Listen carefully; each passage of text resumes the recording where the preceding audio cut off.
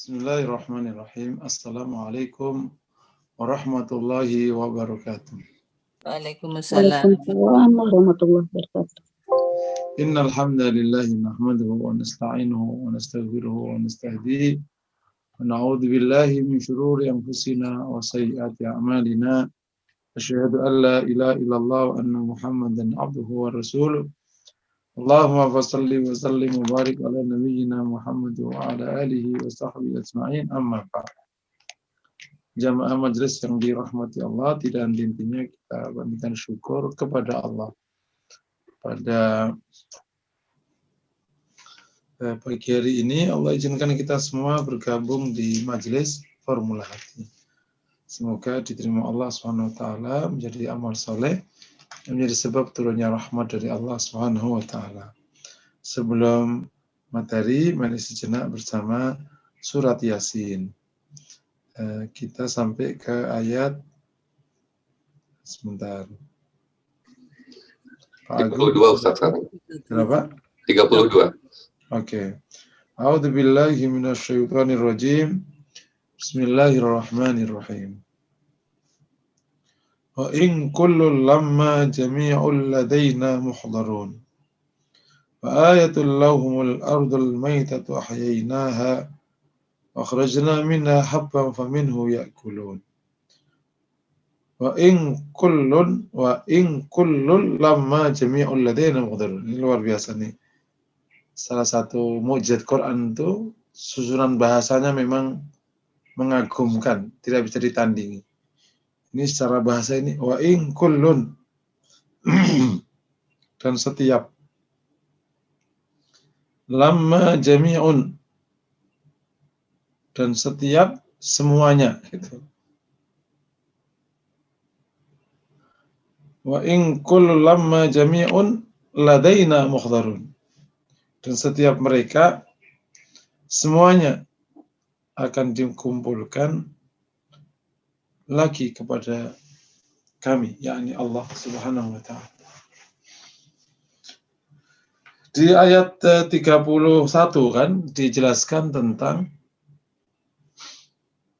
apakah mereka tidak melihat kam ahlakna qablahum minal quruni annahum ilaihim la yarji'un. Gitu. Dan ditegaskan di 32 semuanya, setiap mereka, semuanya. Udah ini sudah tidak satu pun yang lolos. Wa in kullun itu semuanya. Setiap. Lamma jami'un semuanya, udah setiap semuanya. Jadi ini takkid.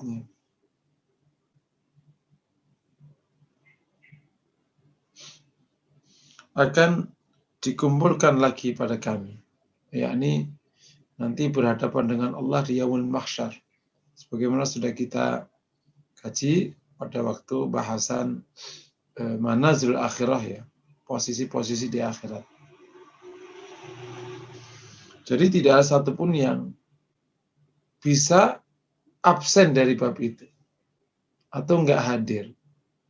Tidak ada satupun hamba Allah yang punya kemampuan untuk tidak hadir. Tidak bisa merosot dari menghadap Allah satu persatu. Tidak ada keinginan merosot dan juga tidak ada kemampuan memberosot. Allah tidak kasih peluang sedikit pun pada setiap hambanya untuk tidak menghadapnya.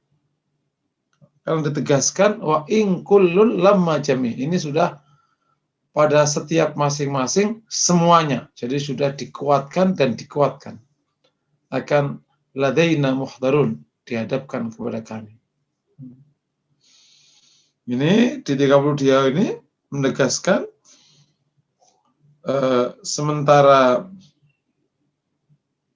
mereka-mereka yang mengolok-olokkan para rasul itu dihancurkan oleh Allah SWT. Ya. Ahlakna qabla minal qurun annahum ilaihim la yarji'un, mereka tidak bisa kembali lagi. Udah kayak gitu, semuanya akan menghadap Allah. Jadi ini rugi sekali. Bagi yang menyikapi Rasulullah, para utusan Rasul itu tidak tepat, salah satu sikap yang tepat itu yastahzi'un ya, di ayat 30. Allah berikan peringatan dua hal. Yang pertama, betapa banyak umat sebelum mereka yang dihancurkan oleh Allah dan mereka tidak bisa kembali lagi. Jadi udah hancur. Yang kedua, akan menghadap Allah. Artinya akan mempertanggungjawabkan keputusannya itu. Makanya disebutkan ya hasratan alibah. Ini salah satu pelajaran pentingnya. Hai setiap manusia, sekuat-kuat kamu, kalau orang sekarang sekuat-kuat kamu, kau tidak akan bisa melampaui kekuatan para raja sebelum kita. Yang kekuasaannya melampaui separuh bumi, separuh dunia. Zaman itu kan gitu kekuasaan orang. Tapi tetap aja mereka akan berhenti di depan keputusan Allah. Firaun, Namrud, Bukhtanasar, dan semuanya berhenti di depan keputusan Allah. Terlalu mudah bagi manusia itu untuk berhenti. Terlalu mudah. Nggak ingat, selesai. Dilawan oleh orang dekatnya, selesai. Punya keinginan di luar batasnya, selesai. Demikian kalau Allah mau menolongnya. Oleh karena itu, ingatlah. Pertama, bahwa telah banyak kaum sebelum kita yang telah Allah hancurkan. Karena mereka mengolok-olok para Rasul. Dengan bahasa lain, karena mereka tidak menerima risalah Rasulullah SAW. Yang kedua, siapapun kau akan menghadap Allah. Tidak punya kemampuan sedikit pun untuk menolak itu. Semuanya menghadap Allah. Dan disitulah mempertanggungjawabkan semua amal perbuatannya dan akhirnya menerima hasilnya. Makanya di salah satu hadis Nabi, Wallahu inna dunya khulwatan khadira wallahu mustakhlifukum fiha fanadirun kaifa ta'malun thumma uhsiha lakum wa ufiha lakum atau kama qala faman wajada khairan falyahmadillah wa man wajada ghaira dzalik fala yalumanna illa nafsa. Dunia ini manis dan hijau dan Allah kuasakan kepada kalian terhadap dunia. Allah kuasakan kalian pada dunia. Kemudian Allah melihat, maka Allah melihat apa yang kalian kerjakan terhadap amanah ini.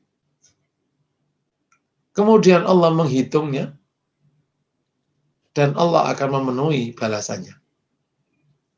Maka barang siapa yang mendapati balasannya baik, maka mujilah kepada Allah. Dan jika mendapati balasnya tidak demikian, jangan mencela kecuali diri mereka sendiri. Tidak akan bisa lolos. Allah menghitungnya, Allah memenuhi balasannya. Itulah ladaina muhdharun. Wa in kullul lamma sami'ul ladaina muhdharun. Oke, kita akan pindah ayat dengan tema yang berbeda. Wa ayatul lahumul ardul maitatu ahyainaha.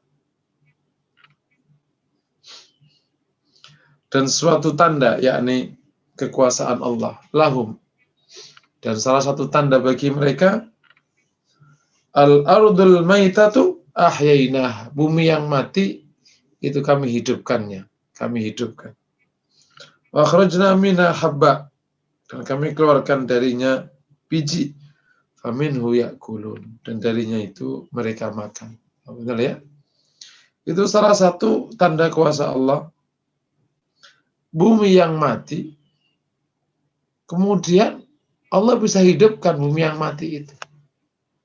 Bisa hidup, hijau. Awalnya tandus. Di ayat yang lain, Allah kasih hujan, hidup. Dan keluar dari situ, biji. Dari situ kalian makan. Benar ya? Bahkan, masalah Allah hidupkan bumi yang mati itu, Kalau ayat ini kan tidak dijelaskan tentang turunnya hujan. Karena benar, ada bumi yang mati dan bisa hidup, tidak perlu tanpa proses hujan yang banyak. Contohnya di tanah Mekah. Di Jazirah Arabia hujan 1-2 biji, tapi kurma bisa hidup. Allah keluarkan itu biji dari tanah yang tandus itu. Dan ada kehidupan. Nah, mereka bisa hidup di tengah itu. Itulah kuasa Allah. Manusia bisa nanam, tapi manusia tidak bisa membuat biji. Allah yang keluarkan biji itu dari tanahnya. Dan kalian bisa makan dari biji-biji itu. Ya. Yang kita makan kan biji-bijian memang. Pohon jambu itu karena ada biji jambu. Padi ada biji padi. Durian ada biji durian. Nah, emang kan? Ya ini semua makan dari biji-bijian. Ada apa? Ada bijinya selalu. Ini mereka makan dari situ. Masya Allah, ini salah satu tanda kuasa Allah bisa menjadi area kita bertafakur dan semoga bisa menguatkan iman kita. Amin ya rabbal alamin. Ini demikian sejenak bersama Quran, kita lanjutkan bab qada dan qadar ya. Kemarin kita sudah bahas tentang 3 kaidah utama itu. Sekarang kita bahas penjelasannya dan beberapa pertanyaan sekaligus yang semakin menambah penjelasan atas 3 kaidah itu akan memperkuat pemahaman kita tentang qada dan qadar. Sebagaimana saya sampaikan, di dalam qada qadar ini jika kita tidak kuat, itu resikonya kita bisa masuk ke salah satu pemahaman yang dianggap para ulama sebagai menyimpang. Bisa masuk ke Mu'tazilah dan Qadariyah yang mendewa-dewakan usaha. Karena hanya ingat satu ayat, innallaha yughayyiru ma biqaumin hatta yughayyiru ma bi anfusihim. Hanya itu yang diingat. Atau tanpa jatuh kepada pemahaman Jabariyah. Karena dia hanya ingat satu ayat tentang tidak ada daun yang rontok kecuali atas keputusan Allah. Ya, termasuk ayat yang juga terkenal wa huwa ala kulli syai'in qadir. Jadi perlu pemahaman yang kokoh tadi. Ya, dari 3 pemahaman yang sudah saya sampaikan kemarin, saya ulang. Pertama, Allah kuasa atas segala sesuatu. Yang kedua, dari kuasa Allah ini, Allah menetapkan, dalam kekuasaan Allah ini, Allah menetapkan hukum sebab akibat. Jadi hukum sebab akibat itu memang kekuasaan Allah, bukan keluar dari kekuasaan Allah yang menetapkan hukum itu. Karena ia mengatakan innallaha ghairu muqamin hatta yughayyiru ma bi anfusihim. Yang ketiga, oleh karena itu manusia harus sempurna menyerahnya dan sempurna usahanya dan ridha atas hasilnya. Nah, itulah tawakal dan ridha kepada Allah Subhanahu wa taala. Pertanyaannya, sekarang lanjut ya. Siapa yang menentukan hasil? Jawabannya Allah. Dari mana dasarnya? Banyak sekali dasarnya.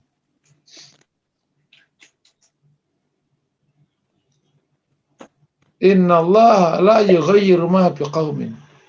Sesungguhnya Allah tidak merubah apa yang ada di kaum. Yang rubah itu Allah. Bukan kaum yang merubah dirinya. Jadi kaum merubah dirinya itu area sebab. Tapi nanti yang akan merubah kondisi mereka. Kalau mereka sudah merubah dirinya, nanti Allah akan putuskan berubah. Ya, jadi yang menentukan hasil itu Allah. Loh, kalau kayak gitu ngapain? Kalau sama-sama keputusannya itu Allah, kenapa kita ngambil sebab? Jawabannya, karena Allah telah menentukan hukum sebab akibat.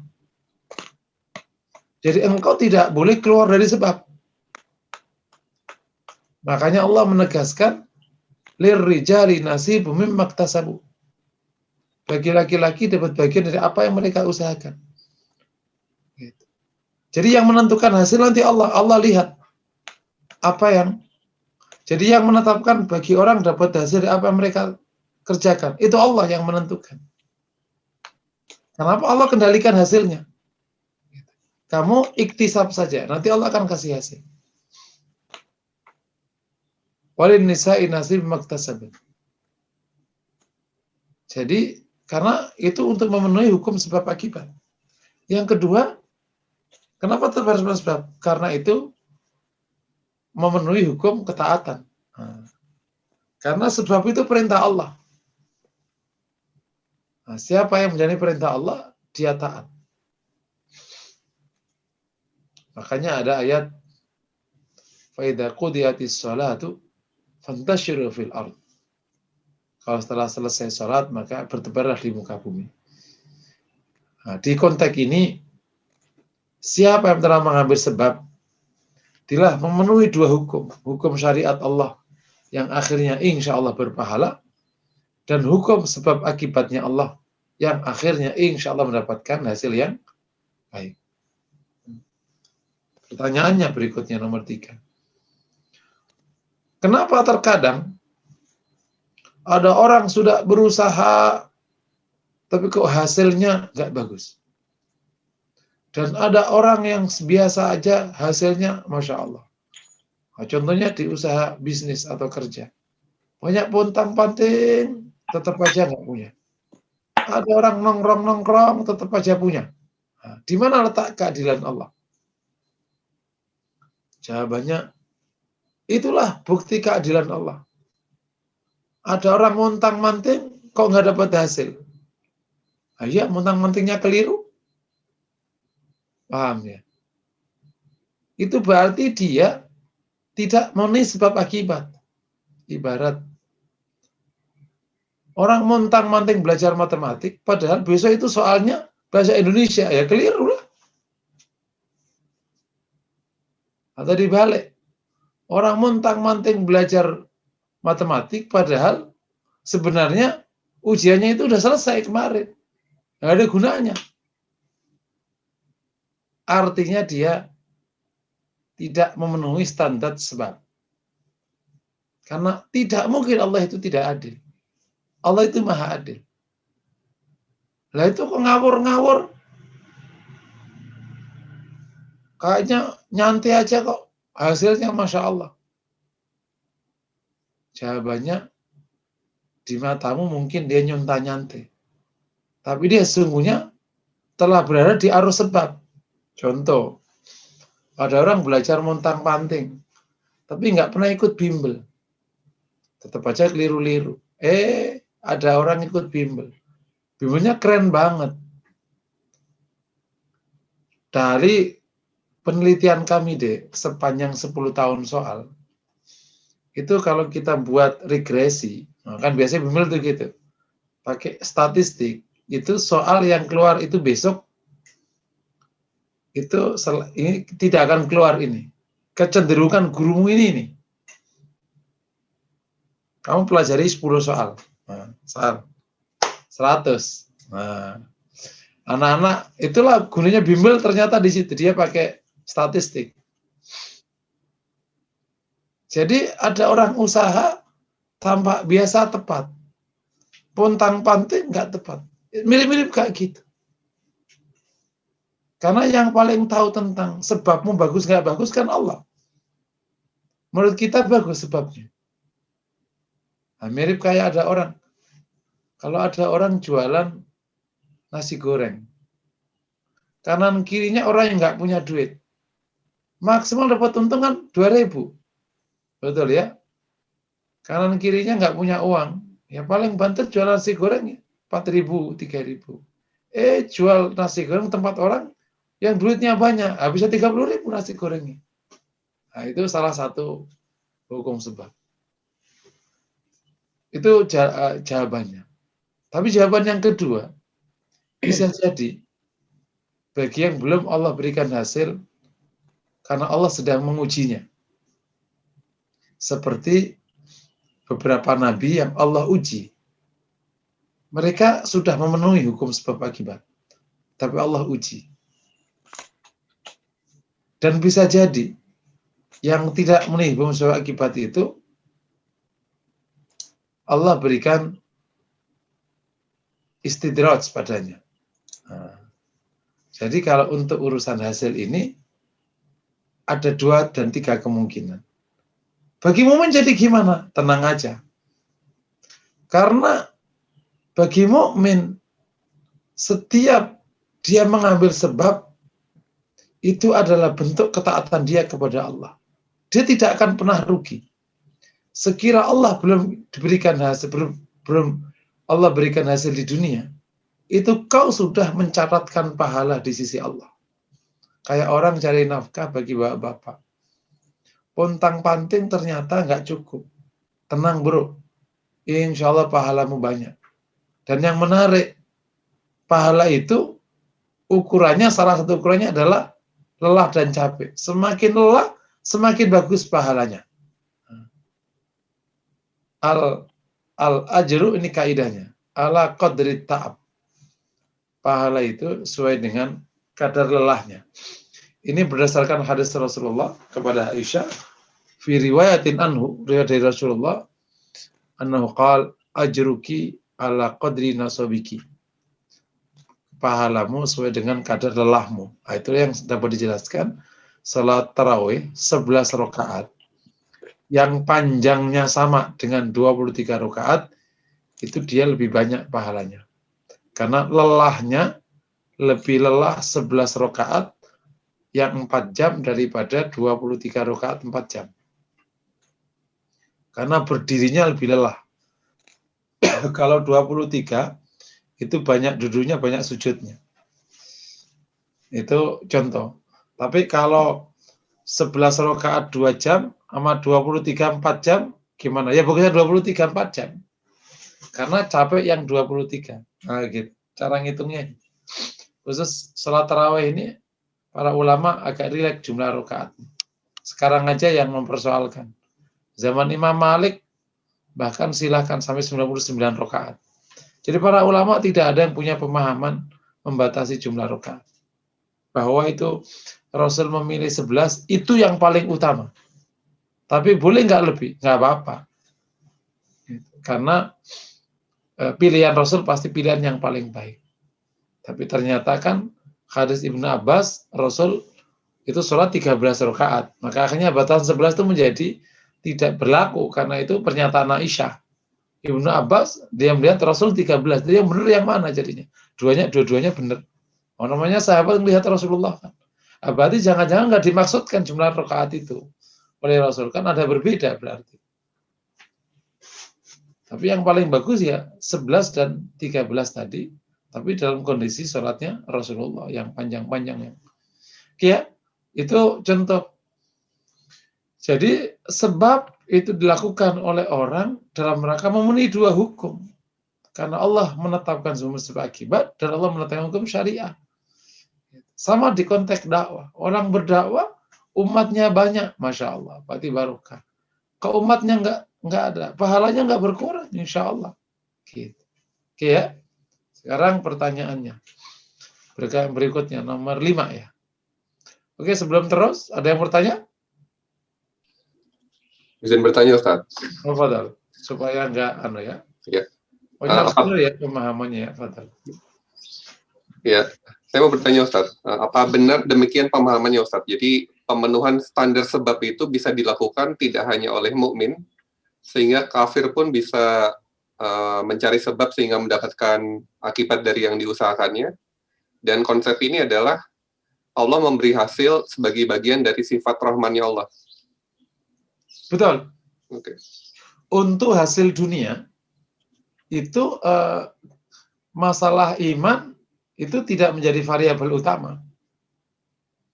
Karena di dunia ini Allah menetapkan hukum rahmannya. Jadi itu yang buat menjelaskan orang mukmin sama orang kafir, orang mukmin bisa kalah di dunia. Karena kan siapa saja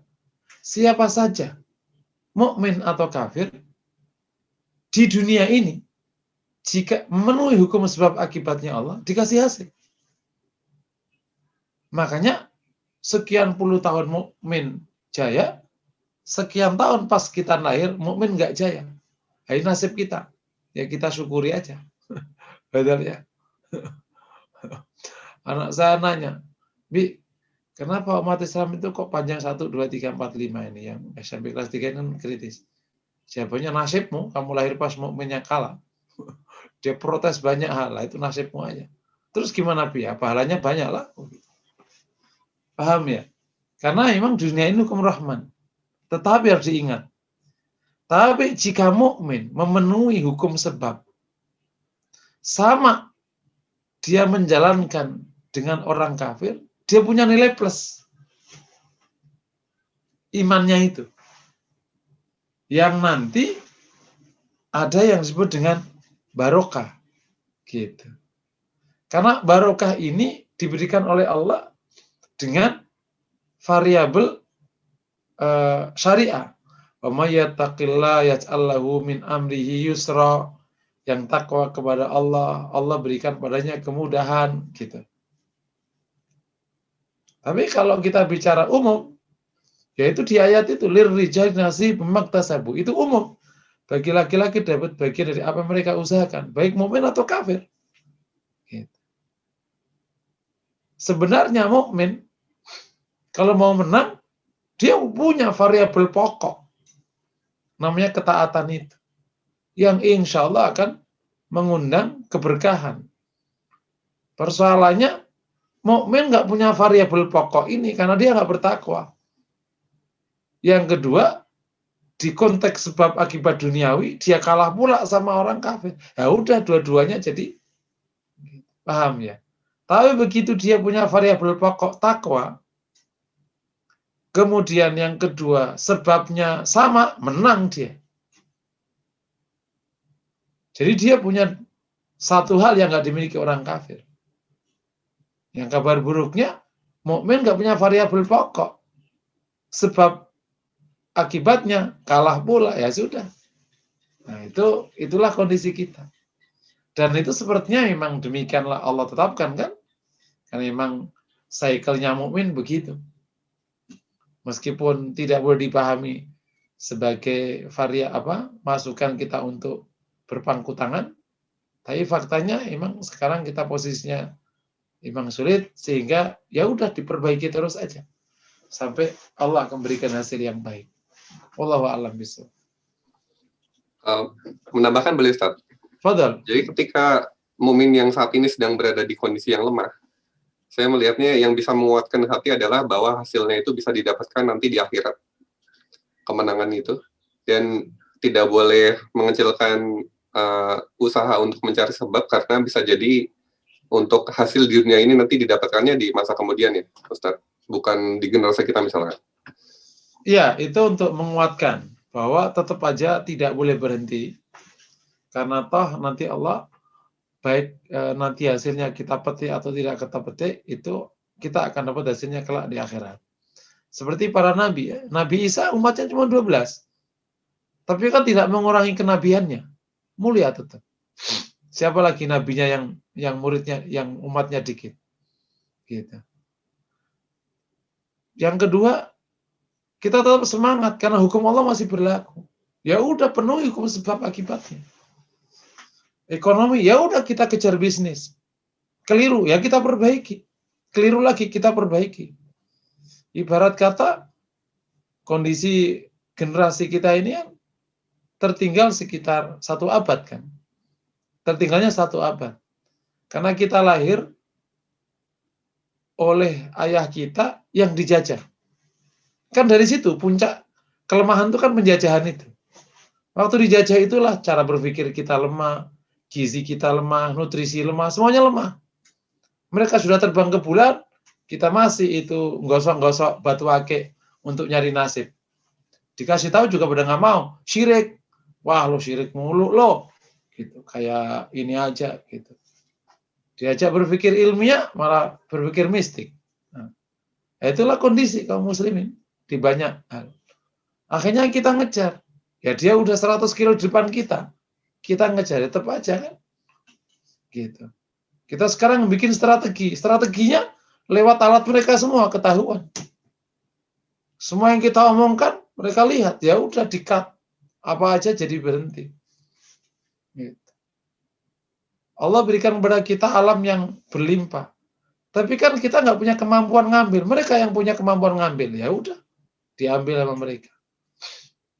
Dan itu berlanjut sehingga kita benar-benar kondisinya luar biasa. Tapi ya insya Allah boleh nyerah, nggak boleh. Terus gimana? Ya insya Allah kita jalani. Gitu. Insya Allah. Allah berikan kemenangan, ya insya Allah. Kalau nggak menang gimana? Nggak usah dipikir. Karena tugas kita mengambil sebab. Insya Allah. Ya gitu. Syukran Ustaz. Wah, iya. Dan kalau konteks kaum muslimin, sebenarnya kita akan, justru disitulah untungnya jadi orang Islam. Setiap keadaan itu dijelaskan oleh banyak hal. Apakah keadaan kita ini dijelaskan pakai ayat ini, atau pakai ayat-ayat asyratus sa'a, atau garis-garis tentang fitnah. Oh, ini ada penjelasannya. Jadi sikap kita gini, sikap kayak gini. Lengkap sudah. Pokoknya orang muslim itu enak aja, sikapnya itu pas aja. Ya. Makanya mungkin sedikit tambahan informasi. Kenapa? Justru kalau di majelis ini saya tidak mau nyinggung-nyinggung keadaan. Karena sebenarnya memang ini salah satu isyarat dari baginda Nabi. Ada satu masa di mana kita menghindar itu adalah yang terbaik. Toh saya ada di tengah pertarungan itu. Tapi kan nggak harus ngomong sama antum semua. Gitu. Saya tahu betapa beratnya, betapa sempitnya peluang, betapa sangat vitalnya, riskannya, resourcesnya terbatas dan macam-macam. Jadi situasinya harus piawai. Kalau nggak piawai justru malah lebih buruk. Gitu. Lebih buruk justru. Tidak boleh modal semangat, harus lihai sekali. Harus menguasai agenda, menguasai para aktor, apalagi aktor itu berlapis-lapis, menguasai konstelasi, menguasai strategi, menguasai setiap event. Event ini ada di mana letaknya, ini event rentetan atau event jebakan atau macam-macam, dan toolnya kan nggak sedikit, harus banyak tool. Baik di komunikasi, di strategi, di sosial politik, banyak sekali, dan Allah izinkan saya ada di daerah itu. Jadi kalau kemarin ada yang minta, ya udah pokoknya antum ngaji sama saya. Dan di majelis ini justru kesempatan kita untuk berada di area yang Rasul izinkan. Memang ada masa di mana engkau akan lebih bagus justru memang tidak masuk area. Gitu. Nah, biarkan saja yang masuk, pokoknya antum tenang aja. Insya Allah, semoga nanti Allah mudahkan. Karena ini sudah situasi global, bukan lokal, global bal. Memang nggak tahu kondisinya kayak gini kaum muslimin. Wallahu a'lam bishawab. Fadal. Ada pertanyaan lagi? Kalau enggak lanjut ya. Nggak ada Ustadz, silakan. Oke. Nah, sebab itu disebut sebab itu sempurna atau baik jika sebab itu memenuhi dua kriteria. Yang pertama, memenuhi hukum syariah. Tentu kita bicara tentang orang mukmin ya. Nanti kalau orang kafir beda. Yakni mukmin terikat dengan sebab yang syar'i. Harus halal, harus boleh gitu. Yang kedua, berarti juga harus taat, tidak boleh ada maksiat di dalamnya. Kenapa? Karena mukmin itu punya hak atas hasil di dunia, di alam barzah, di akhirat. Makanya dia butuh taat ini. Tidak boleh sebabnya melanggar. Karena kalau melanggar, itu nanti dia punya masalah di alam barzah, di akhirat. Bahkan dicabut berkahnya di dunia. Yang kedua harus memenuhi hukum sebab akibat yang standar. Yakni apa itu? Ya, setiap akibat itu ada sebabnya yang standar. Nah, disinilah Bapak dan Ibu yang dirahmati Allah. Mukmin bisa jadi belum secara piawai menemukan sebab yang tepat untuk hasil yang diinginkan. Karena bab ini bab ilmu pengetahuan. Contoh nih, contoh kecil. Saya pernah nanya ke anak sospol, ini Bapak Ibu mohon sedikit. Ini contohnya yang agak global ya. Kalian belajar sospol, itu sampai S1, S2, S3 itu. Pernahkah ada buku atau materi yang disampaikan oleh dosenmu gimana cara berkuasa? Nggak ada. Terus kayak gitu ngapain lo bikin sospol? Selama ini apa materinya? Ya itu Ustaz. Ya tentang paling pemilu, ngatur kampanye, ngatur ini, demokrasi. Wah, berarti nggak usah belajar sospol. Gitu. Makanya sekarang penguasa di dunia itu yang tamatan sospol itu bisa dihitung. Nah, ilmu berkuasa yang megang siapa? Ya para penguasa yang punya, yang ilmunya hanya dikasihkan ke anaknya. Nah, itu contoh kecil. Berarti kita itu tidak tahu sebab yang tepat untuk hasil yang diinginkan. Itu contoh kalau di konteks.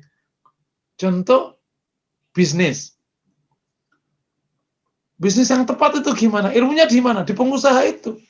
Yang diajarkan di sekolah, itu mah ilmu luar aja itu. Gitu. Ilmu aslinya di pengusaha-pengusaha itu. Itu asli ilmunya itu. Yang mereka miliki, yang bahkan nggak dibagi. Nah, konsultan mah yang nyusun-nyusun itu. Makanya jadi motivator-motivator itu. Beda. Makanya kalau ikut training bisnis itu tanya, Bapak bisnisnya apa? Nggak jelas, ya berarti nggak usah ikut. Itu rumus sukses dari orang gagal. Ya, ada rumus sukses dari orang sukses. Ada rumus sukses dari orang gagal. Jangan ikut. Bisa jadi sebab kita itu sebab sukses, tapi dirumuskan oleh orang gagal. Ya ketemunya gagal. Paham nggak kira-kira? Itu contoh. Dan banyak sekali kita harus akui bahwa sebab ini butuh pengetahuan yang cukup. Dan ternyata kita itu baru ngebongkar setelah mereka itu udah lari jauh. Udah lari jauh, kita, oh ini toh ilmunya. Mereka udah lari jauh. Di bab ilmu komunikasi aja. Itu mereka sudah lari jauh, kita baru ketemu, oh ternyata ilmunya itu toh. Gitu. Jadi selalu ketinggalan. Nah ini, apalagi di teknik, jauh ketinggalan jauh. Jadi harus kita akui. Dulu kaum muslimin jauh meninggalkan. Karena mereka meneliti, berkembang mereka. Karena dipayung oleh kekuatan yang besar. Sehingga berkembang pesat mereka. Nah, tiba saatnya generasi kita begini. Nah, jadi harus dipenuhi sebab yang tepat. Tapi untuk yang kecil-kecil misalnya, agar rumah tangga kita bisa mawaddah gimana, ya ada sebabnya. Sayangi pasangan dan seterusnya. Agar kita sehat gimana, nah, ilmunya itu sudah diajarkan oleh semua orang itu kalau ilmunya. Agar kita bisa sekolah tinggi gimana, nah, udah ada dikasih tahu itu. Tapi beberapa case yang pokok-pokok itu ilmunya masih di orangnya masing-masing itu. Kita bongkarnya masih susah. Peneliti-peneliti terkadang mencoba untuk meneliti, ya satu persatu kebongkar. Tapi kadang kebongkar mereka udah lari jauh, udah kemana-mana gitu. Jadi nggak kekejar sama sekali. Tapi insya Allah kita akan terus temukan sebab yang tepat pada setiap hasil yang kita inginkan. Nah kan ada beberapa case yang tidak terkait dengan hal itu. Kita bisa pelajari. Insya Allah. Tapi ada case yang memang perlu ketekunan dan butuh kecepatan mengambil. Ya, itu sebab. Nah, bagi orang kafir, dia tidak terikat dengan sebab yang syar'i. Meskipun para ulama mengatakan, tetap mereka punya sebab. Gitu. Kenapa? Karena setiap Allah merintahkan itu, sebenarnya orang kafir pun juga diperintahkan. Kalau dia belum Islam, ya maka wajib Islam. Gitu.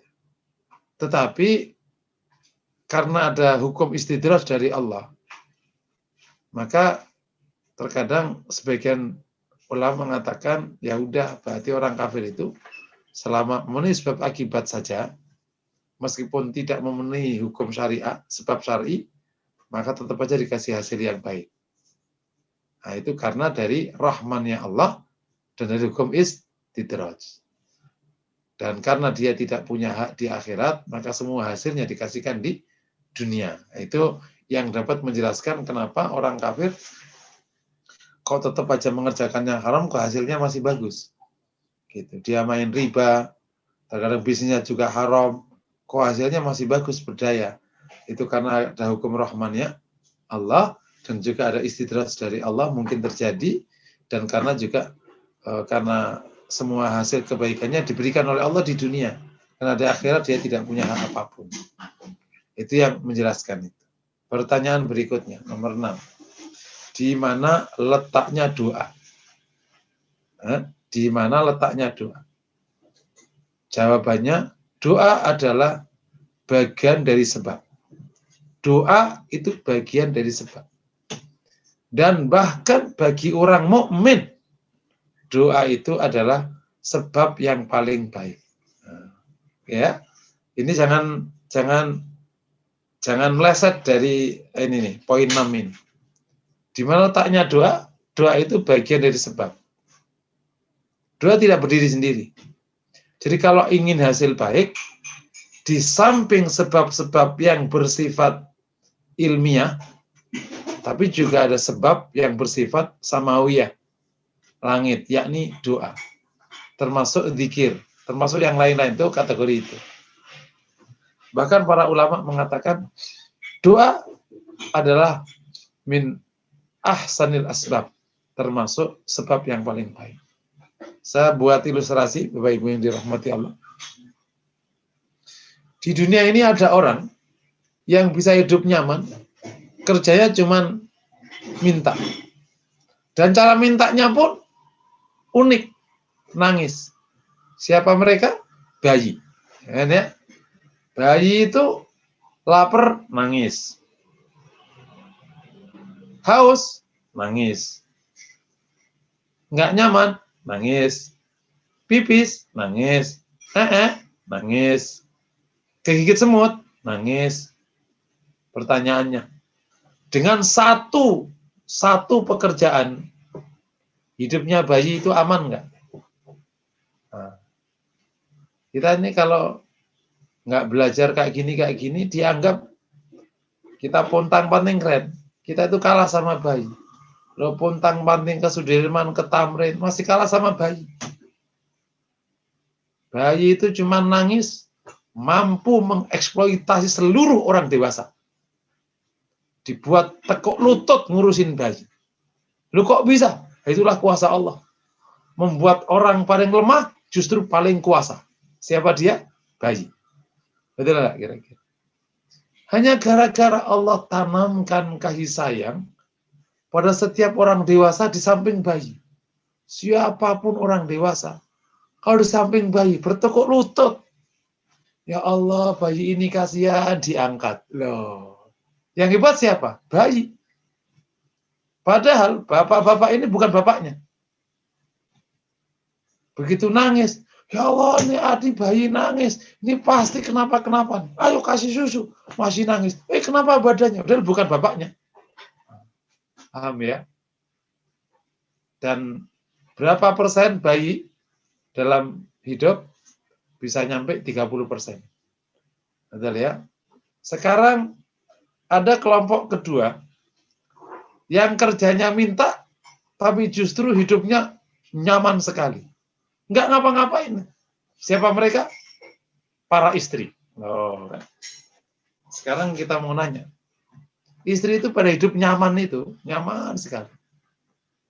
Makan enak, tidur nyenyak, rumah mewah, kendaraan bagus. Apa dia kerjaannya? Minta.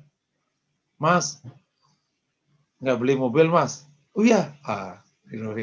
Yang pontang-panting siapa? Suaminya. Yang pontang-panting siapa yang nikmati? Siapa? Zaman sebelum COVID, yang beliin suaminya, yang naikin mobilnya siapa? Istrinya. Suaminya apa? Naik kereta. Loh. Paham ya? Jadi wanita itu kerjanya minta, tapi hidupnya nyaman. Loh. Di dunia ini saja sudah ada 2 makhluk Allah. Berarti lebih dari 60% jumlah anak-anak dan wanita yang hidupnya hanya minta. Ini bukti konkret bahwa minta adalah usaha terbaik. Padahal tentu Allah tidak sama dengan hambanya. Jadi kau mintalah pada Allah, itu usaha terbaikmu. Kalau anak-anak aja dengan minta bisa hidup, istri dengan minta bisa hidup, engkau sebenarnya bisa mintalah kepada Allah Subhanahu wa ta'ala. Jadi doa itu usaha terbaik. Dan ini yang dibimbingkan oleh agama kepada kita. Jadi sebelum mengambil sebab yang bersifat logika, saya suka menyebut sebagai asbab ardiyah, sebab yang bersifat bumi dan sebab yang bersifat langit. Nah, sebelum kita mengambil sebab yang bersifat bumi, kita harus sebab langit dulu. Sebelum kerja, doa dulu. Ya Allah, saya mau ke kantor loh. Doa dulu, bismillah tawakkaltu 'ala Allah. Terus minta rezeki yang barokah. Makanya setiap pagi kita diajarkan doa-doa terkait hidup kita. Allahumma isbahna minka fi ni'matin wa afiatin wa sitr. Fatimah. Itu belum kerja itu. Kita minta dulu. Paham ya? Nanti setelah itu udah kita kerjakan sebabnya. Jangan dibalik. Orang mukmin cuman ngotot pakai logika, doanya jarang. Nah, itu kebalik-balik. Atau cuma doa tapi nggak ngambil sebab itu. Nggak bisa juga. Karena ternyata Allah SWT itu berikan pelajaran kepada kita. Begitu situasimu mulai kuat, maka Allah bebankan padamu usaha-usaha yang lain. Begitu bayi ini mulai besar, ternyata tangisannya tidak mendapatkan makanan. Gede nangis kayak bayi aja loh, kan dikasih awaknya. Paham ya? Padahal sama-sama nangis. Kenapa kalau bayi, mamanya langsung, ya Allah dek nangis, maafin mama ya Allah, lapar ya. Tapi begitu sudah 3 SMP nangis, aku lapar, kan bayi aja loh, masih nangis, ngambil nasi sendiri napa? Gitu. Allah sudah buatkan hukum lain. Artinya kamu harus ngambil nasi sendiri. Udah 25 masih minta uang saku. Sono kerja. Padahal waktu kecil dia nggak minta uang saku deh. Enggak, udah enggak nih. Umi kasih uang saku. Ntar kalau kamu lapar. Dan sama-sama anaknya. Begitu tambah gede, Allah atur. Allah atur batin setiap hambanya itu akhirnya tambah mandiri. Akhirnya menua. Jadi semakin lemah, jadi Allah selalu punya cara membuat setiap hambanya hidup.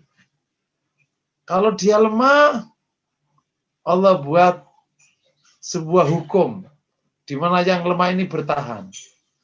Menguat ada hukumnya. Melemah lagi. Aki-aki datang tuh. Ya Allah Pak, kamu sekarang Papa udah nggak bisa makan yang keras-keras ya. Gimana dek? Gigi Papa udah ompong 4. Terus gimana Pak? Ya udah Pak. Gini aja deh.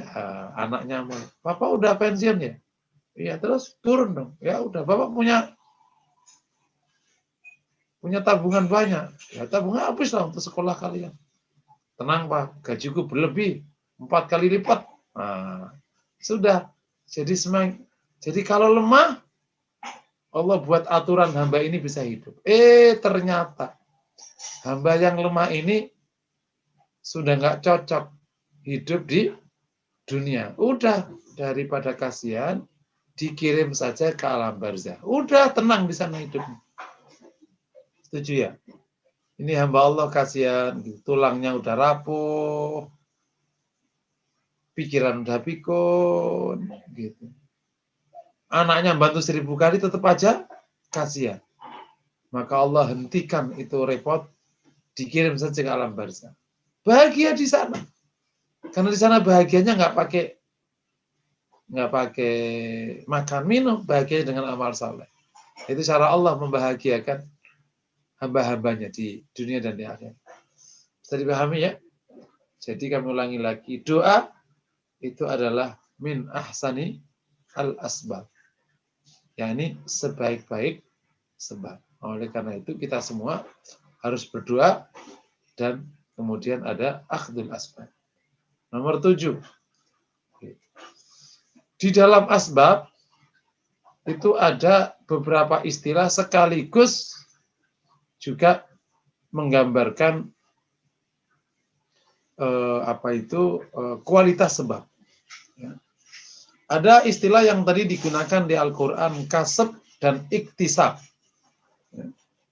Kasab itu kerja, iktisab itu kerja yang sudah ada orientasi hasil. Mungkin saya nyebutnya kinerja. Yang kedua ada kasab, ada iktisab. Yang kedua ada sebab, ada ikhtiar. Ya. Jadi mukmin harus ngambil sebab, tapi bukan sembarang sebab. Tapi harus mencari sebab yang pilihan sebab. Contoh gini, untuk dapat nilai 9, sebabnya banyak kan? Belajar di rumah, belajar kelompok, belajar sama guru bimbel, terus belajar soal sebelumnya. Maka itu namanya sebab. Maka sebab yang paling dekat menghasilkan itulah yang harus kalian pilih. Itu yang nanti menjelaskan kenapa sama-sama mengambil sebab kok hasilnya beda. Karena yang satu memilih sebab yang lebih baik dan yang satu sebabnya biasa saja. Atau dengan bahasa lain, penjelasan yang pertama, yang satu dia baru kerja, yang satu udah berkinerja. Ada anak begini, "Mak, pusing saya perasaan udah belajar terus, nilai saya kok masih 7. Kata mamanya, "Kamu nggak belajar kali, nak?" "Belajar, Mak, ini aku kadang sampai jam 12. Jangan-jangan kamu itu baru sekedar membaca buku, bukan berkinerja belajarnya. Mamanya nanya, "Cara belajarmu gimana?" "Ya baca aja." "Oh, Dek, kamu itu bukan orang visual, jadi nggak bisa baca. Kamu orang kinestetik, jadi kamu harus gerak-gerak belajarmu, pakai kartu-kartu." Wah, kayak gitu-gitu. Itu makanya harus tahu gimana cara belajar yang tepat.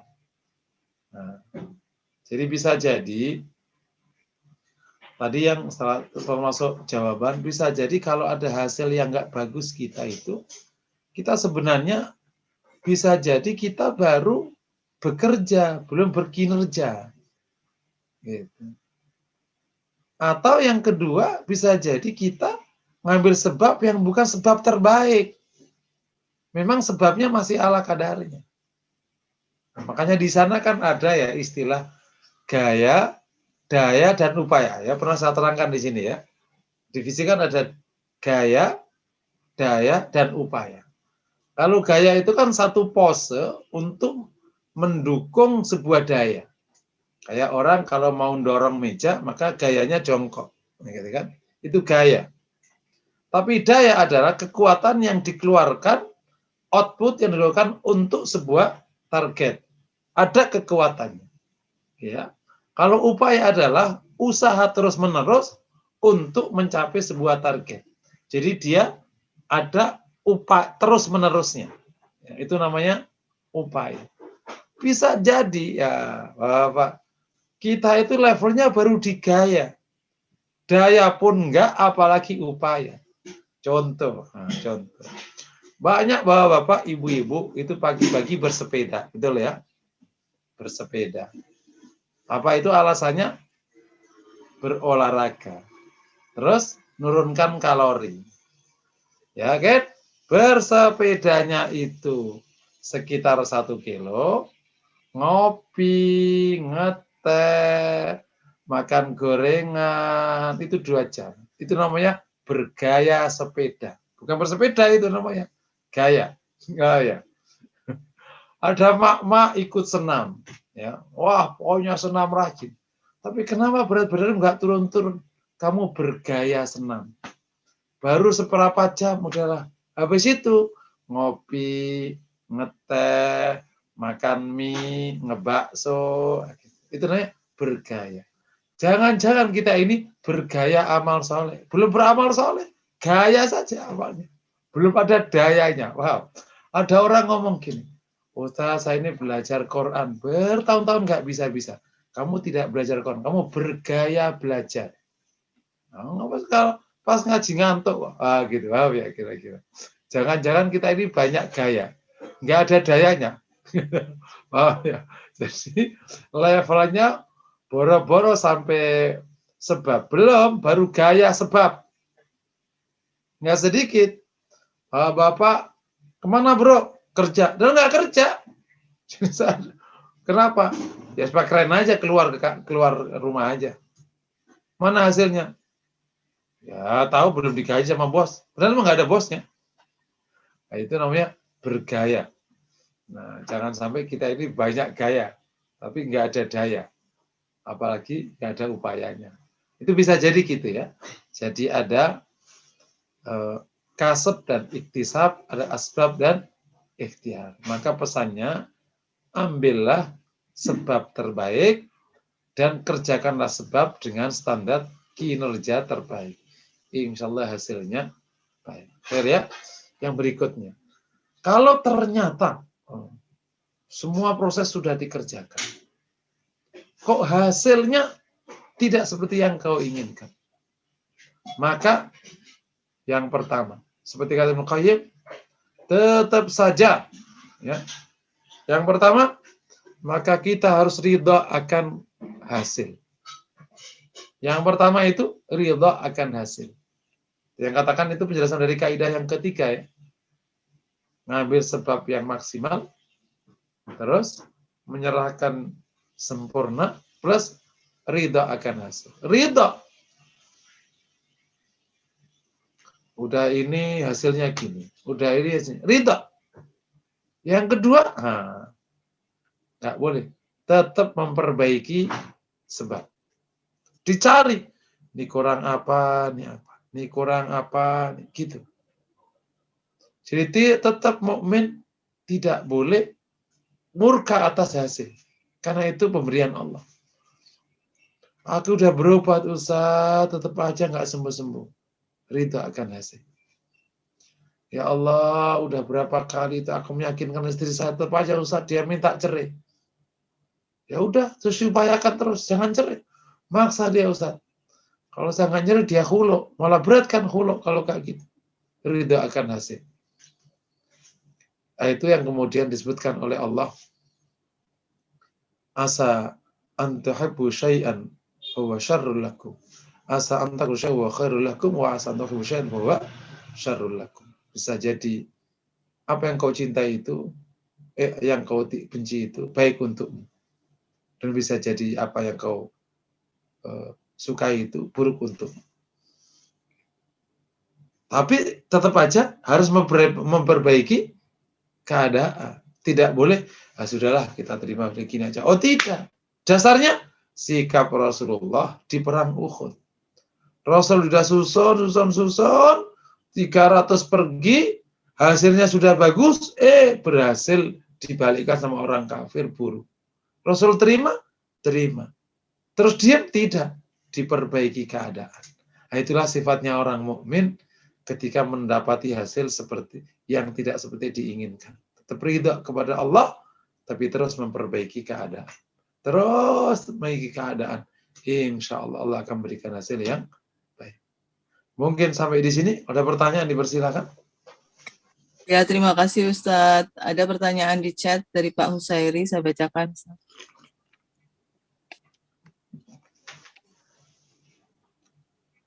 Assalamualaikum warahmatullahi wabarakatuh. Izin bertanya Pak Ustadz.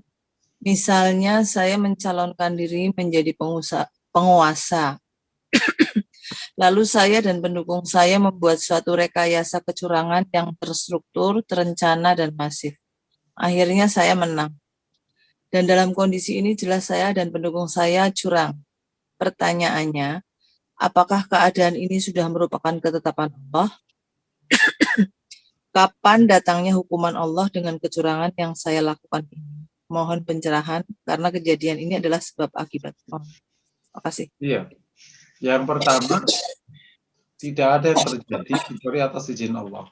Itu pertama. Tapi sesuatu yang maksiat tetap aja itu maksiat. Karena ada sesuatu yang Allah izinkan melalui hukum kauninya atau takdir kauninya yang tidak diizinkan pakai takdir syar'inya. Sesuatu diizinkan oleh Allah lewat takdir kauninya tidak selalu sejalan dengan takdir syar'inya Allah. Maka terjadi tapi dosa, ya dosa. Paham ya? Terjadi itu nanti diadab. Kenapa? Karena sebagaimana tadi dijelaskan di awal. Karena khusus di dunia itu Allah menggunakan hukum Rahman. Bahkan ada hukum istidraj bagi orang kafir atau orang fasik. Semakin melanggar kepada Allah, semakin dikasih hasil baik. Sampai nanti ditumpahkan oleh Allah seluruh azabnya di ujung hayatnya, atau bahkan nanti di akhirat, di dunia belum diapa-apakan. Paham ya kayak gitu? Bagi orang mukmin atau bagi orang soleh, ketika melihat keadaan itu gimana? Apakah berontak kepada Allah? Harus ridha. Inilah kondisi yang tidak baik itu. Misalnya gitu. Kalau tadi di kejadian yang tadi. Terus apakah tidak boleh memperbaiki keadaan? Memperbaiki keadaan harus. Sebagaimana kaidah yang saya sebutkan tadi. Termasuk bagaimana caranya tidak bisa ditipu. Nah, gitu. Itu yang sering saya sampaikan. Ini mindset yang harus kokoh di tengah kaum muslimin. Rasul ajarkan, Allah salah satu doa sekaligus ini menjadi ajarannya. Allahumma inni a'udzubika min an adlima a'udzlama alai wa a'udzubika min an azilla uzalla alai. Ya Allah, saya berlindung kepadamu dari mendolimi atau didolimi. Dan saya berlindung kepadamu dari tergelincir atau digelincirkan. Jadi mukmin itu wajib tidak boleh mendolimi, juga tidak boleh didolimi. Tidak boleh tergelincir, juga tidak boleh digelincirkan. Maknanya apa? Kamu harus jadi orang jujur, tapi tidak bisa ditipu. Karena ada orang jujur yang gampang ditipu. Siapa? Ya kalian semua itu. Jujur tapi gampang ditipu. Itu satu kelas. Menjadi orang jujur itu satu kebaikan. Tapi kalau masih ditipu, itu kelasnya masih rendah. Rasul itu jujur dan tidak bisa ditipu. Kau pikir kalau bisa ditipu itu baik? Itu lemah. Rasul tidak mengajarkan kita jadi orang lemah. Dan banyak beberapa pemahaman agama kita itu membuat kita jadi lemah. Karena memang nggak benar pemahamannya. Contoh lagi, kita tidak boleh zalim, tapi tidak boleh didalimi. Jadi kalau ada didalimi, itu bukan berarti Anda alhamdulillah didalimi ya.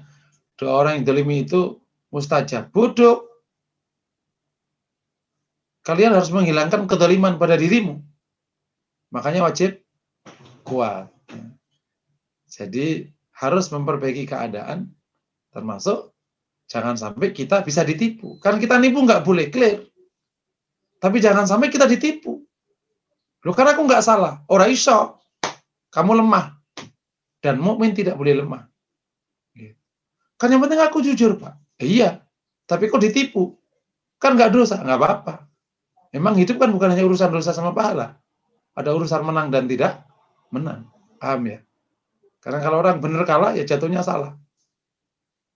Orang benar itu kalau kalah, jatuhnya salah. Dan Rasul tidak mengajarkan kalah. Karena kita umat Rasulullah yang menang. Rasul kita kan menang. Rasul kita itu menang. Satu orang mengalahkan sak dunia. Paham ya? Orang kafir nipu 1000 kali. Kalau bahasa orang tua kita itu, langkai orang kafir itu sejengkal, Rasul 1000. Jadi kamu ngelangkah 1000 kali, Rasul sudah jauh ke sana. Gitu. Nah, sekarang kita balik. Langkah kita 1, langkahnya mereka 1000. Nah, kita ini langkah sekali udah ketahuan. Nah, jadi kalah set. Saya berikan contoh kecil ini, contoh kecil.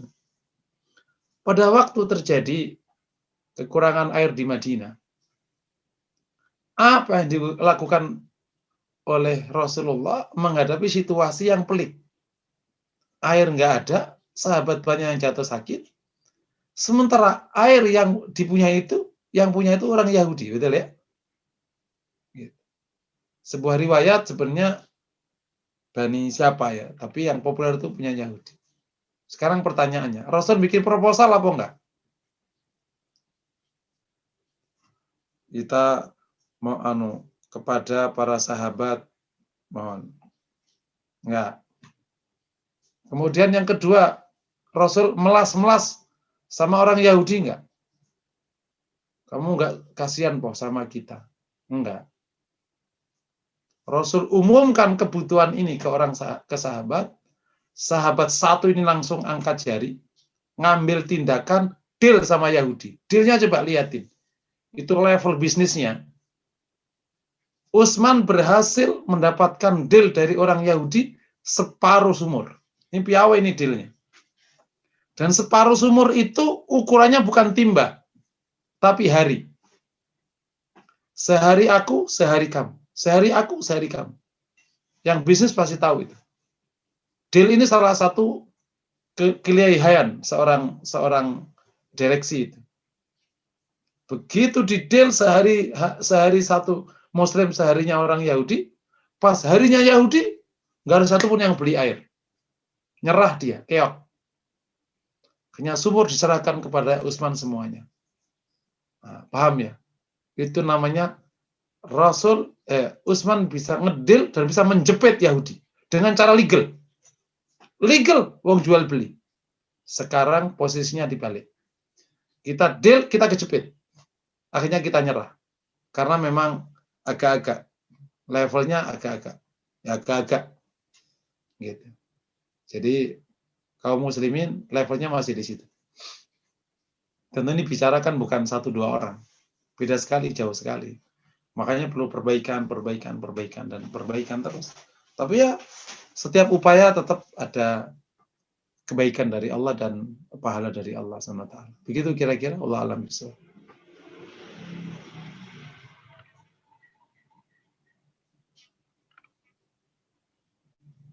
Fadal. Ustadz, saya bacakan lagi ya Ustadz, satu lagi dari Pak Usairi, melanjutkan yang tadi. Mengapa doa disebutkan sebagai otaknya ibadah? Mohon pencerahan. Iya, karena ada mukhul ibadah itu karena di dalam doa itu ada substansi yang menjadi substansinya ibadah. Di dalam doa itu ada namanya tadarruk wal khudu. Orang berdoa itu kan memohon, menghibah kepada Allah. Dan memohon sama menghibah itu adalah otaknya ibadah. Gitu. Nah, jadi pada waktu orang berdoa itu dia sedang menjalankan substansi dari ibadah, yakni al-khudu wa tadarruk. Makanya kalau ada orang berdoa kok ngawur gini, bukan berdoa itu namanya mah berdendang. Itu contohnya gini, Allahumma wa itu bukan berdoa. Berdoa itu ya seperti Rasul berdoa, mohon pada Allah, tundukkan kepalanya, hatinya, memang minta. Gitu. Imam butuh kepada Allah. Bukan kayak orang nggak butuh gitu. Masa doanya sambil megang handphone, Allah amin ya rabbal alamin. Bukan berdoa itu namanya. Allah alam bisa. Ya Ustaz, sepertinya nggak ada lagi. Mau dilanjutkan lagi Ustaz? Oke. Tadi udah dipahami ya, yang tadi ya. Jadi bahwa kalau ada hasil yang tidak sesuai dengan keinginan kita, tetap harus ridha. Yang kedua, apakah berhenti? Tidak. Harus terus memperbaiki keadaan. Bisa dipahami ya?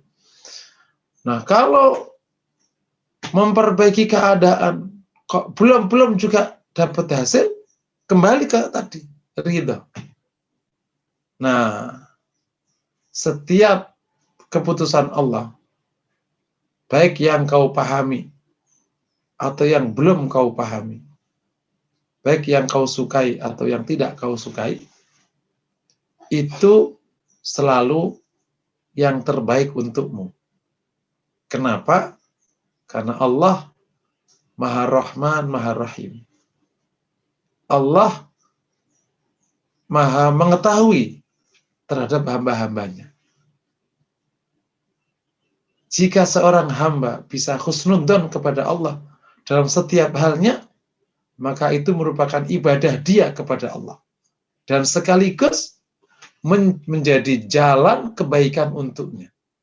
Bisa jadi dengan husnudzon kepada Allah, Allah akan berikan hasil yang lebih baik. Gitu. Oh, Allah kasih ini terbaik. Gitu. Karena Allah itu Maha Rahman, Maha Rahim.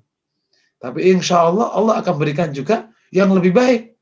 Ana inda dzanni abdi bi. Sesuai dengan persangkaan hambaku pada. Dan kisah-kisah banyak menunjukkan hal itu. Itu hikmah ilahiyah. Contoh yang konkret itu adalah kekalahan Rasulullah di perang Uhud. Siapa yang tidak nyesek kekalahan Rasul di perang Uhud? Nyesek. Dan lukanya luar biasa. Rasul sampai terluka wajahnya. Abu Bakar tanggal giginya. Rasul tanggal salah satu gigi yang bagian atas. Yang bagian depan ya, rubaiyah itu. Luar biasa. Gitu. Tapi itu terbaik. Ternyata dari Uhud telah menjadi pintu pertama. Sebagai bukti pintu pertama membuka persoalan besar yang telah melilit kaum muslimin, yakni hadirnya kemunafikan di tengah kaum muslimin. Itu pintu pertamanya di Uhud. Itu pintu pertamanya di Uhud. 300 orang pergi dari Uhud, padahal sudah putus. Jadi ada pelajaran penting. Gitu.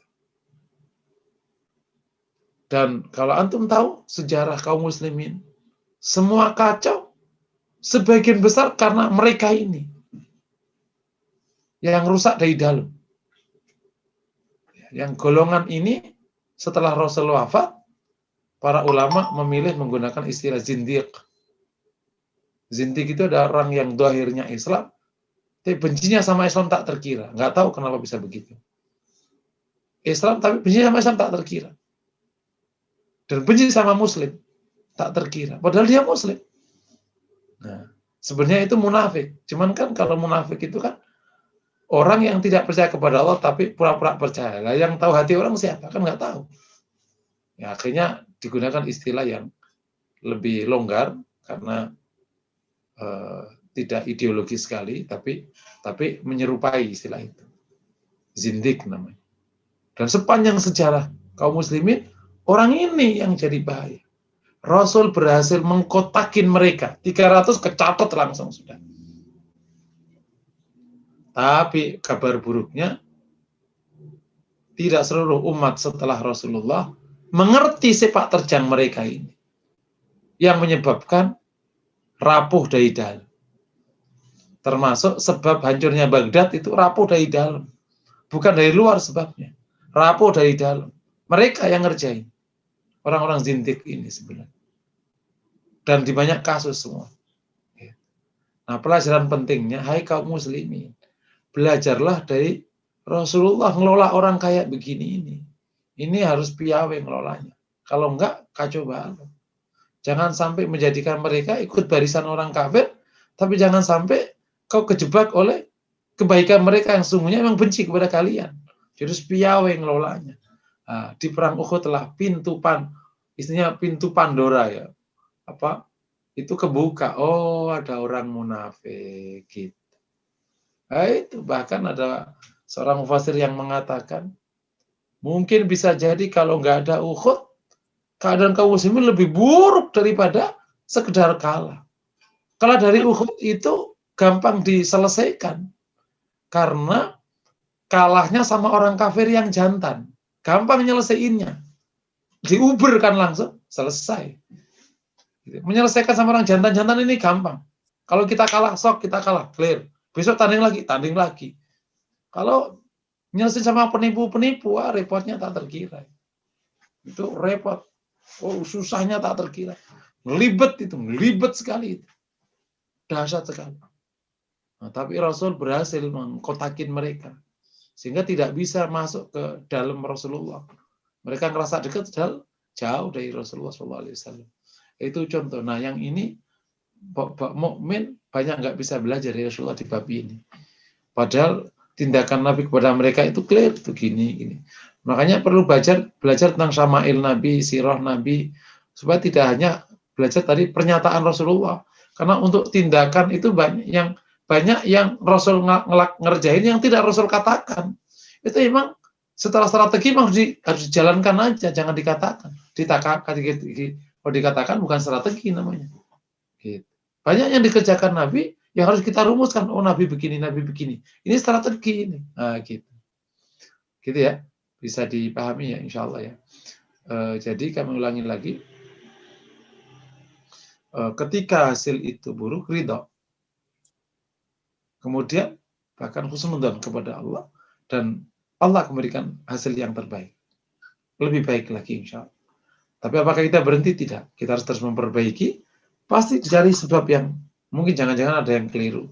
Oh, mungkin kurang halal, mungkin kurang taat kita. Dua sebab itu, baik yang sifat syar'i atau yang sifat kauni. Itu dua-duanya harus dijalankan. Oke ya.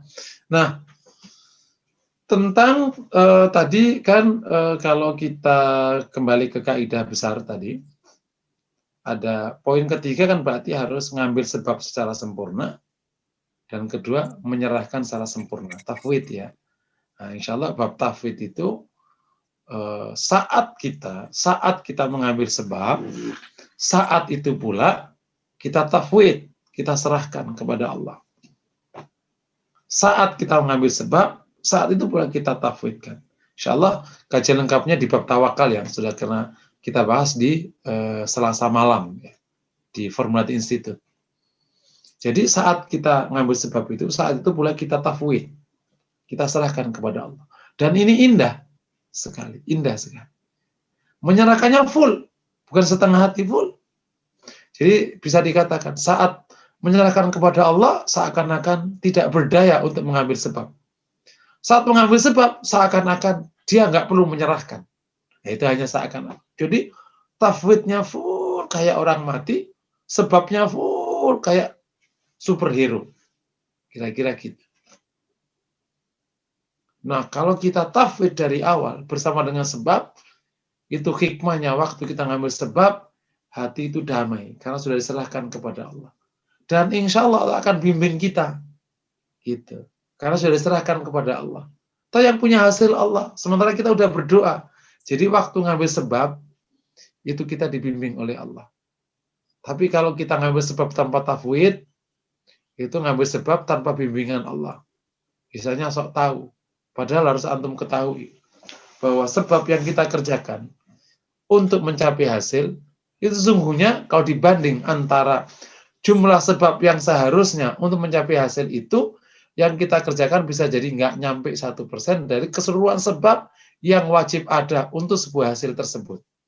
Contoh, untuk menghasilkan padi yang bagus di sawah, yang kita tahu sebabnya berarti nanam yang baik, tanah dibajak, terus diairi cukup, dipupuk, disemprot. 4 ya. Tahukah Anda? Sebenarnya sebab untuk menghasilkan padi yang bagus bukan hanya itu. Ada kendali terhadap cuaca, kendali terhadap hama, kendali terhadap air, harus kendali terhadap angin, kendali semua halnya di alam semesta yang tidak pada kemampuanmu mengendalikan. Allah kendalikan langsung. Gitu. Kamu hanya dikasih kesempatan oleh Allah ngerjain beberapa hal tadi. Makanya Kalau engkau tidak serahkan kepada Allah, sesungguhnya kau ini sombong sekali.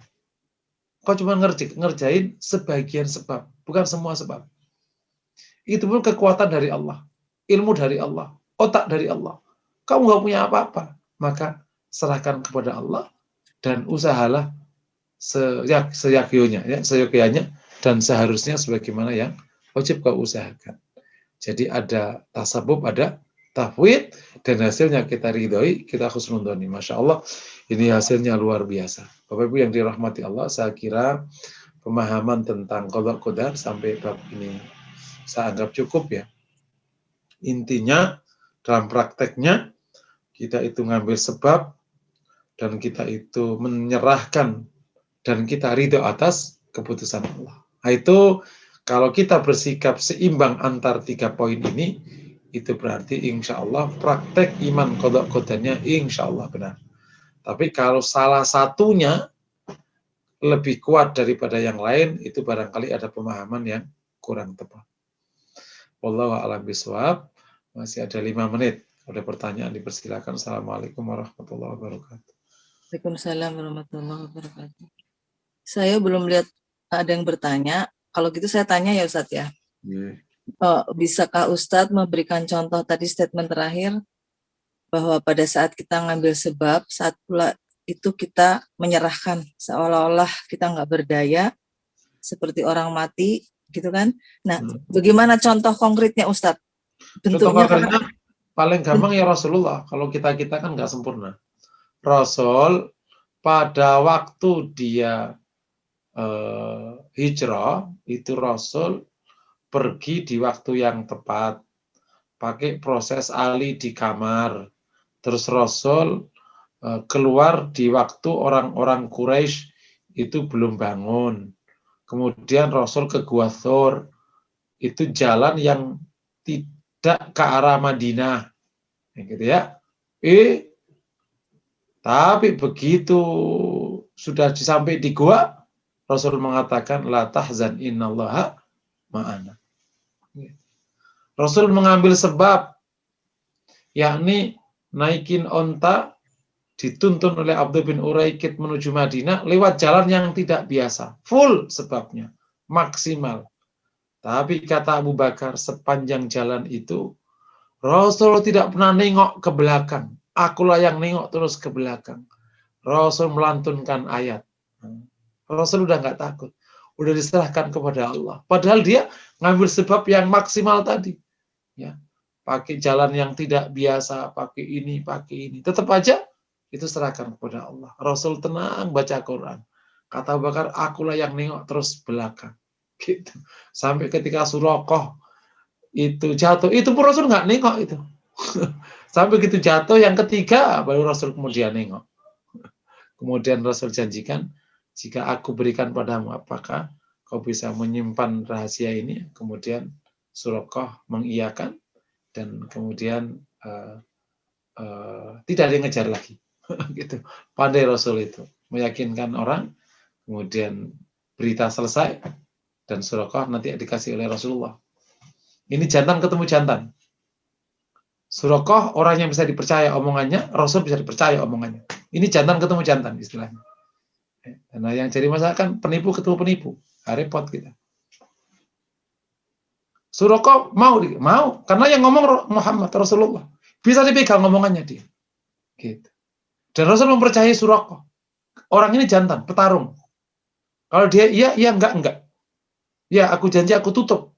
Aku tidak akan beritakan kepada orang kafir. Pegang. Jadi ini menarik. Jadi hubungan sama orang Quraisy itu gampang memang. Jantan masalahnya mereka.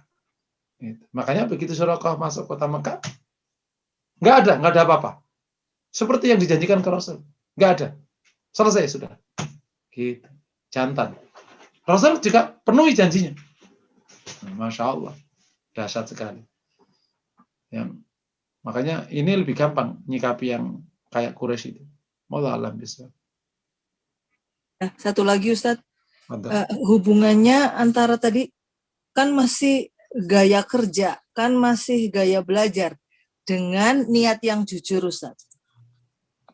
Oh ya, sebab itu menjadi bagus tentu kalau didorong oleh niat yang jujur, yang niat yang sungguh-sungguh. Ya niat yang sungguh-sungguh bagian dari sebab sebenarnya. Kenapa? Karena itu memang awal sebab ya dari niat yang kuat itu. Nah, kalau sebabnya kurang bagus, ya bisa jadi karena niatnya kurang jujur atau mungkin kurang ilmu. Sehingga tadi banyak gaya, nggak ada dayanya tadi. Kenapa nggak ada daya? Ya, karena kurang motif misalnya atau kurang niat. Sehingga gaya doang aja. Gitu. Itu bisa jadi. Allah alam bisa. Saya coba lihat lagi sebentar di chat ada nggak? Nggak ada. Di LSN juga nggak ada. Saya rasa cukup Ustadz ya. Ya, khair insya Allah. Mohon doanya barangkali untuk teman-teman kita yang juga masih sakit Ustadz. Yeah. Juga untuk kita semua yang akan memasuki bulan Ramadan, sekalian ditutup doa kafaratul majlis. Silahkan Ustadz. Masya Allah ya, kita alhamdulillah kita selesaiin pemahaman qadha qadar ini. Kami harap kita semua bisa paham dengan baik, kokoh sekali ya, tidak goyah. Ya, jadi pas sekali gitu, karena praktek iman qadha qadar ini butuh kejelian.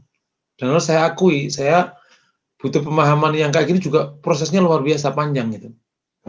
Untuk menerangkan seperti ini nih. Karena awal-awal masih terlalu condong ke nyerahnya. Terus condong ke usahanya sampai ketemu pola yang pas.